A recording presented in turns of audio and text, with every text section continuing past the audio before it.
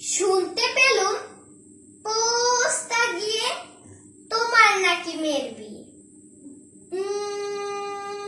গঙ্গারামকে পাত্র পেলে জানতে চাও সে কেমন ছেলে?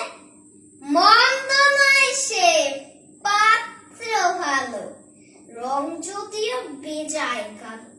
তার উপরে মুখের গঠন অনেকটা ঠিক পেঁচার মতন। বিদ্যে বুদ্ধি বলছি মশাই, ধন্যী ছেলের অধ্যবসায়। 19টি বার মেট্রিকে সে ঘায়েল হয়ে থামল শেষে। বিষয়াশয় গরিব বেজায়, কষ্টে সৃষ্টি দিন চলে যায়। মানুষ তো নয় ভাইগুলো তার, একটা পাগল একটা গোয়ার।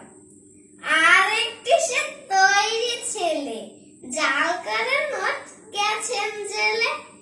কনিষ্ঠটি তবলা বাজায়, যাত্রা দলে 5 টাকা পায়।